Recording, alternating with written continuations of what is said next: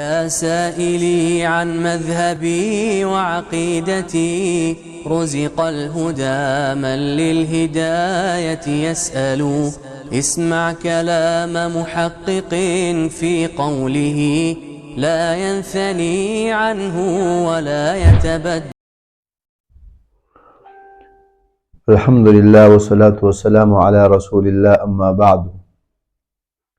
کتاب تقویت الایمان جو کہ شاہ اسماعیل شہید رحمہ اللہ کی تصنیف ہے، اس کا ایک عنوان ہے سید لفظ کے دو معنی.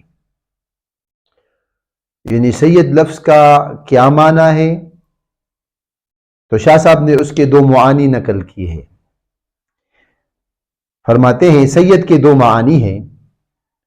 ایک معنی خود مختار، مالک کل، جو کسی کا محکوم نہ ہو، جو چاہے کرے. یہ شان رب تعالی کی ہے. اس معنی کے لحاظ سے اللہ تعالیٰ کے علاوہ کوئی سید نہیں، یعنی خود مختار، مالک کل، اور کسی کا محکوم نہ ہو. اس معنی میں سید صرف اللہ رب العالمین احکم الحاکمین کی ذات ہے. اور دوسرا معنی کسی حاکم کا حکم کسی شخص کے پاس چلا جائے اور پھر اس کے زبانی وہ دوسروں لوگوں تک پہنچ جائے، جیسے کہ چودھری، زمیندار. اس معنی کے اعتبار سے ہر نبی اپنے امت کا سردار ہے، ہر امام اپنے ہم عصر لوگوں کا، ہر مجتہد اپنے ماننے والوں کا، ہر بزرگ اپنے عقیدت مندوں کا، اور ہر عالم اپنے شاگردوں کا سید ہے. کہ بڑے بڑے حضرات پہلے حکم پر خود عامل ہوتے ہیں، پھر اپنے چھوٹوں کو سکھاتے ہیں. یعنی اللہ کی طرف انبیاء پر آتے ہیں، پھر انبیاء سے صلحاء پر، نیک لوگوں پر، اور پھر وہ عام لوگوں پر وہ بات پھیلا دیتے ہیں. اللہ تعالیٰ کی نگاہ میں آپ صلی اللہ علیہ وآلہ وسلم کا مرتبہ سب سے بڑا ہے. آپ سب سے زیادہ احکام شرعیہ کے پابند تھے، اور اللہ تعالیٰ کا دین سیکھنے میں لوگ آپ ہی کے محتاج ہیں. اس معنی کے لحاظ سے آپ کو سارے جہان کا سردار کہا جا سکتا ہے، آپ کو سید کہا جا سکتا ہے، بلکہ یہ کہنا چاہیے. اور اگر پہلا معنی مراد لیا جائے تو پھر اللہ کے رسول علیہ السلام ایک چونٹی کا، ایک ذرہ برابر کا بھی سردار اور سید نہیں، کیونکہ اس کا معنی پھر خود مختار ہے، مالک کل ہے، تو پھر صرف اللہ کی کے لیے استعمال ہوتا ہے. تو پہلے معنی اللہ رب العالمین کے لیے، اور دوسرے معنی میں وہ پھر استعمال ہوتا ہے اللہ کے رسول علیہ السلام کے لیے، امام کے لیے، مجتہد کے لیے، بزرگ کے لیے، اور اسی طرح نیک لوگوں کے لیے. دوسرا عنوان ہے تصویر کے متعلق رسول اللہ صلی اللہ علیہ وآلہ وسلم کے ارشادات.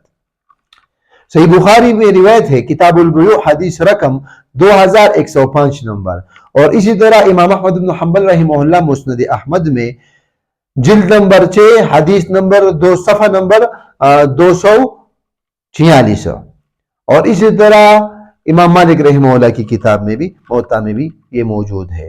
عائشہ صدیقہ رضی اللہ تعالیٰ عنہ فرماتی ہے کہ میں نے ایک غالیچہ خریدا جس میں تصویریں تھیں. جب اس کو رسول اللہ صلی اللہ علیہ وآلہ وسلم نے دیکھا تو آپ دروازے پر ہی کھڑے رہے، اندر نہیں آئے. فرماتی ہے میں نے اللہ کے رسول علیہ السلام کے چہرے پر کراہت کے آثار محسوس کیے، تو میں نے کہا میری توبہ ہے، میں نے کیا گناہ کیا ہے؟ فرمایا یہ غالیچہ کیسا ہے؟ فرماتی ہے میں نے کہا میں نے اس کو آپ کے لیے خریدا. اللہ کے رسول علیہ السلام اس پر بیٹھیں گے، تکیہ اس پر لگائیں گے، تو اللہ کے رسول علیہ السلام نے فرمایا ان میں تصویریں ہیں، اور جس نے ان کو بنایا قیامت پر کے دن اس پر عذاب ہوگا. اور ان سے کہا جائے گا کہ اپنی بنائی ہوئی تصویروں کو زندہ کرو. فرمایا جس گھر میں تصویریں ہوتی ہیں اس میں فرشتے نہیں آتے، کیونکہ اکثر مشرک مورتیاں پوجتے ہیں، اس لیے فرشتوں اور نبیوں کو تصویروں سے گن آتی ہے، اس لیے فرشتے نہیں آتے. تصویر بنانے والوں پر عذاب ہوگا کہ سامان بت پرستی مہیا کرتے ہیں. معلوم ہوا کہ تصویر خواہ پیغمبر کی ہو یا امام کی، ولی کی ہو یا کتب کی، یا پیر کی ہو یا مرید کی، بنانی حرام ہے، اور اس کا رکھنا بھی حرام ہے. جو لوگ اپنے بزرگوں کی تصویروں کی تعظیم کرتے ہیں اور بطور تبرک اپنے پاس رکھتے ہیں وہ سراسر گمراہ اور مشرک ہیں.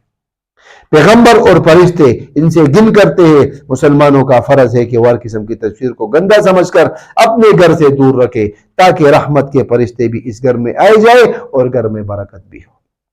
وَأَقُولُ قَوْلِي هَذَا أَسْتَغْفِرُ اللَّهَ لِي وَلَكُمْ وَلِسَائِرِ الْمُسْلِمِينَ.